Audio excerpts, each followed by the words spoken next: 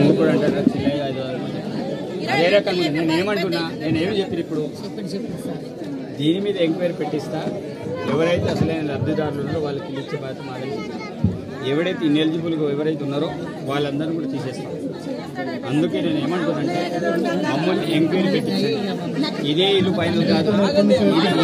ఏముంది ఇది ఇంకా అయింది ఇవి కూడా అంత మంది కూడా లేవు మేమేమంటున్నాం ఈ వర్షాలు తగ్గిన వెంటనే ఇందిరమ్మ స్కీమ్ని కూడా స్టార్ట్ చేస్తున్నాం మీరు ఇక్కడ ఇది కాకపోతే అది కూడా మీరు తొందరగా ఎన్ని సంవత్సరాలు కష్టాలు పడింది కదా 10 సంవత్సరాలు కష్టపడలేదా ఎంత ఇబ్బంది పడుతుంది 10 సంవత్సరాల నుంచి నా గతంది నాకు అవసరం లేదు నేను ఎమ్మెల్యే అయిన తర్వాత ఇప్పటి నుంచి ఏమైనా లోపాలు జరుగుతాయి దాన్ని సరిదిద్దే బాధ్యత నాది నేను ఇప్పుడు ప్రతి విషయంలో దేనిలో కూడా తప్పు చేయదలుచుకునే తప్పు కూడా చేయాలి పక్క మీకు రేపు ఇంద్రం ఇల్లు అయినా తప్పకుండా మీతోటి మాట్లాడి ఎవరైతే అసలైన లబ్ధిదారులు ఉంటారో వాళ్ళకి ఇల్లు ఎంపిక జరుగుతుంది తప్ప ఇంటి పాసులు రికమెండేషన్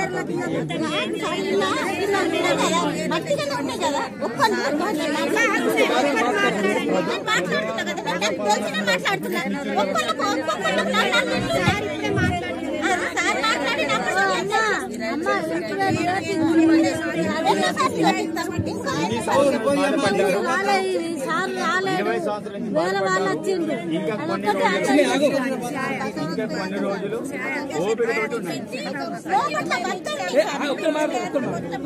నేను అప్లికేషన్ ఎవరి అడగలేదు మిమ్మల్ని ఏం అడగలేదు నేను ఒకటే చెప్తున్నా ఇప్పటి నుంచి లబ్ధిదారుల ఎంపిక ఇందిరమ్మ ఇల్లు కమిటీలను ఏర్పాటు చేస్తున్నాం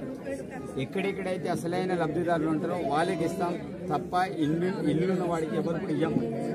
దాంట్లో మీకు ఎట్టి పరిస్థితులు అనుమానం ఉండాల్సిన అవసరం లేదు మీ ధైర్యం ఉండండి మీరు గతం 10 సార్లు 20 సార్లు 30 సార్లు